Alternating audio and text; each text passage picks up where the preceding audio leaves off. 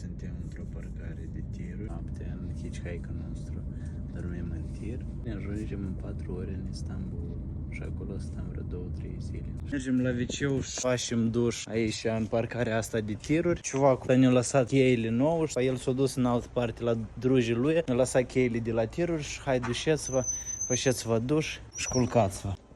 Hai, noapte bună. Afară așa e fresh, e bine, ne-am trezit acum. Mă șpăpăm și mergem vreo 10 minute până la vama și prindem altă mașină care ne duce. Vacul ne-a lăsat aseară în mașina lui, culcați-vă, el s-a dus la un coleg de-a lui și-a găsit un alt trac. Hai, culcați-vă la mine în mașină, eu nu vă deranjez. Ne vedem mâine dimineață.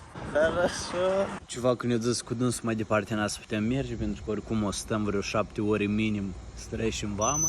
După n-avem voie să ieșim cu dânsul într-o mașină. Și noi să o trecem pe jos din cauza asta. O să trebuiască să prindem o lehcovușcă. Короче, am făcut походу хуйня, am încuiet mecanic ușa asta și nu o putem deschide. Am biletul să polus, cum s-ar zice. Am trebuie de l-așteptat pe ciuvac, eu nu știu ce se poate de făcut în cazul ăsta. Să sfârșim. Dar lucrurile noastre sunt acolo, nu putem să sfârșim. Are un loc sistem mecanic care e deschis doar la ușa aceea. De la ușa asta principal el e închis și noi ne-am dus la vicier. Ne-am întors, am înțeles și unea noi am făcut. Am lăsat safety system-ul ăsta mecanic aprins la ușa principală. Și amuși vine zloi muslim și rămâneți cu noi pentru update-uri.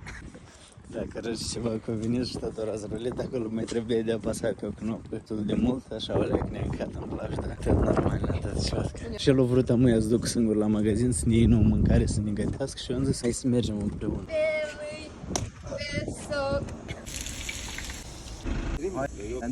Orijinal zeytinyağı. Hai să zicem. Vreau să zic că ăsta e mic de rângă la făideală. Și acolo încă sprăjesc ouăle cu gărnați. Hrăchini.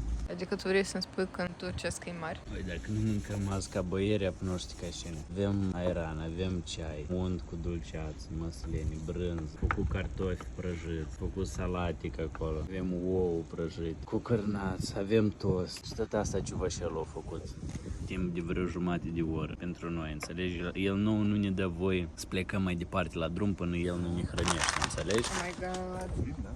Gata. Mulțumesc. Și că acolo e drugalul lui care nu vrea să mănânce, el de dimineață nu mănâncă, înțelegi? Hai, poftă bună!